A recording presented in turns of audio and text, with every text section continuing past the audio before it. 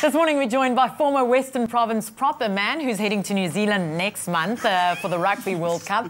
I'm talking to Andrew Tank Lanning from Sport24, and he's going to give his insider's report on the weekend's fixtures, predictions and all the sporting news. I haven't seen you in ages. You've been sleeping late. I have indeed, yeah. And one takes that opportunity when one gets it. Good morning. It's nice to see you back on the set of eXpresso. It's awesome to be here. And it's nice to have a former rugby player coming to chat about this weekend's fixtures, especially the Springboks, with some of the changes that have been made this weekend. Indeed. The team's changed a little bit from the team that just scraped through last weekend. It has indeed. 4 of the changes are injury enforced. But I suppose the big one is, well, there's 2 biggies for me. Bakkies Botha has sort of risen from the dead. And you know, I cried when I heard the news. Yeah, I did. I know. But, to be honest, I mean, you might have to cry again. I saw some footage of him this week. And I also saw that footage. It just looks like that Achilles and heel is not going to stand up. But look, maybe miracles do happen. He's gone quite conservative in that, in him, I'm talking about de Villiers. He's picked Frans Steyn at centre. So he's obviously trying to take on the Fijians up front and quite a physical approach. And I see Paul True said this morning that he likes that approach. So one can understand that. But to see Ndungane ahead of Hougaard for me is just ridiculous. Hougaard is playing such good rugby, such an exciting player. Yeah. I might have tried to play Lambie at fly-half instead of at fullback. And then the other big mistake I think he's made is that he's only got a loose head prop on the bench instead of CJ van Linde who can play both sides. Yeah. Now, I know I'm getting slightly technical, and I know I love the cauliflower boys, but if Vanny du Plessis comes unstuck, I think they're going to have to move John Smith to tight head, and we all know where that goes. Yeah. So look, I think we'll have too much in the tank for Fiji, and it will be a big. Do you think so? Because they're a very physical team. They are indeed, but their structures aren't good, and their scrum and their line-out isn't good, and the Springboks scrum is very good. The line-out obviously is very good, even without Matfield.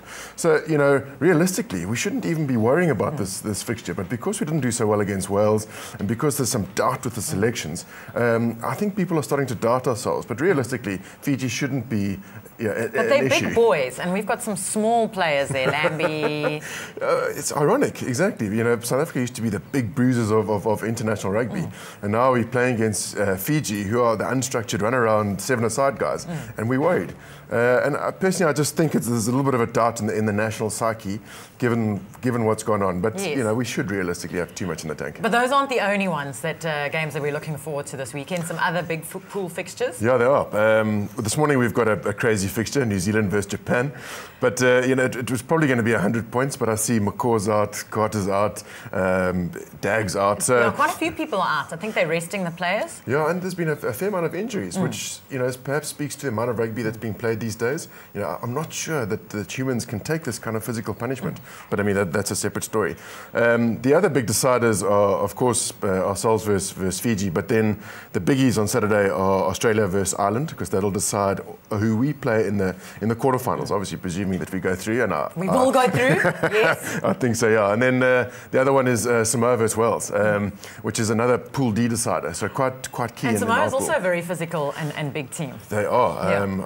I watched them 2 days ago, and they're against Namibia. Sherbet. They've got this Tuilagi fellow on the wing. He weighs the same as I do, but he's a lot faster, I promise you.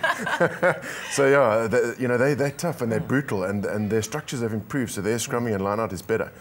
So yeah, that'll be a toughie. And then of course lots of pink cards needed for the misses at home this weekend, because it's Currie Cup, North versus South, you versus me, Bulls versus Western Province. Yeah. Big game at Loftus. Yeah, I'm worried personally about my Bulls. Look, I mean, if I'm going to be termed a province guy, I'm also slightly worried. The province side is a bunch of lighties who are very exciting.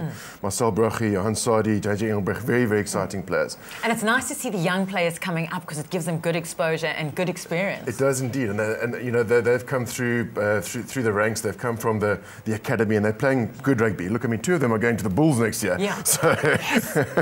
So you guys are poaching some good talent. But the other game, of course, is the Sharks Sharks versus the Cheetahs, which Oh, that could be quite a tight one, hey? I think that will be tight, and both of those are vying now for semi-final spots. And then tonight, the Lions play the Leopards, and for the first time since 2007, they can get more points than 42, which is what they got then. So even after 10 games, they could guarantee themselves a spot in the semi-final. So, and they should do that tonight. The Lions look pretty good. Well, Tank, thanks so much for joining us. It's not the only ball sport that's happening this weekend. There's lots of PSL action on our tellies as well, so stay tuned for that. This is eXpresso on SABC3. Stay with eXpresso and SABC3.